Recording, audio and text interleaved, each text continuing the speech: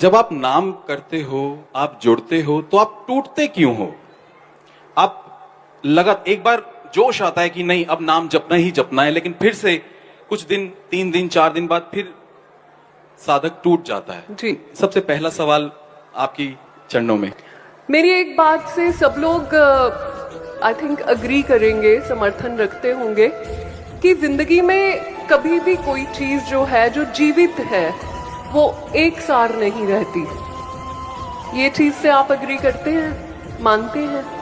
चाहे वो हमारा शरीर हो, चाहे वो हमारी इमोशंस हो, चाहे वो हमारा किसी के प्रति प्यार हो, चाहे किसी और के प्रति फीलिंग्स हो, खुद के प्रति फीलिंग्स हो, सब कुछ बदलता है और रोज बदलता है और हर पल बदलता है। आप इस बात से एग्री करते हैं? तो इसी तरह से जब हम भक्ति के भाव में आते हैं, तो जो पहले की स्टेज होती है, जब हम नया नया भक्ति भाव में जुड़ना शुरू करते हैं, तो बहुत से फैक्टर्स होते हैं जिनकी वजह से हम बड़े जोश से इस चीज के अंदर घुसते हैं। जैसे एक इंसान को एक इंसान से प्रेम होता है, तो शुरू में क्या रहता है, ये तो सभी जानते होंगे, लगभग सभी जानते होंगे।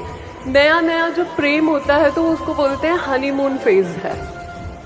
तो उस समय क्या होता है, प्रेमी और प्रेमिका को एक दूसरे के सिवाय कोई सूझता ही नहीं है। कोई भी काम जब आप नया शुरू करते हो, चाहे आप नया बिजनेस शुरू करते हो, नई जॉब शुरू करते हो, उसमें भी हनीमून फेज होता है। आपका पूरा ध्यान, आपकी पूरी अट्रैक्शन, आपकी पूरी समझ हाईजैक हो जाती है और उसी काम के अंदर चली जाती है। इसी तरह जब आप भक्ति में उतरते हो, आपने सत्संग सुना, कीर्तन सुना, कोई अच्छी किताब पढ़ी, किसी की अवस्था देखी, किसी को जुड़े हुए देखा, तो आपके अंदर इतनी प्रेरणा आ जाती है, इतनी मोटिवेशन आ जाती है कि भक्ति के साथ आप जुड़ते हो बड़े जोश से। वो आपका भक्ति में भी हनीमून फेज होता है।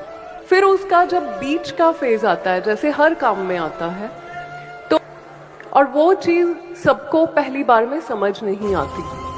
वो होता है एक अलग तरह का अकेलापन। अगर आप भक्ति में सच में उतरते हो ना, ट्रस्ट में एक अकेलापन आपको हिट करेगा ही करेगा। तो आप उकताना थोड़ा सा शुरू होते हैं, या आपका वो जो जोश है, किसी के द्वारा दी गई मोटिवेशन है, जो भी आपका कारण है बाहर से, वो धीरे धीरे थोड़ा सा आपको समझ में आने लग जाता है। आपका उतावलापन कम होता है, तो आप रियलाइज करते हो कि इस अवस्था की असलियत क्या है।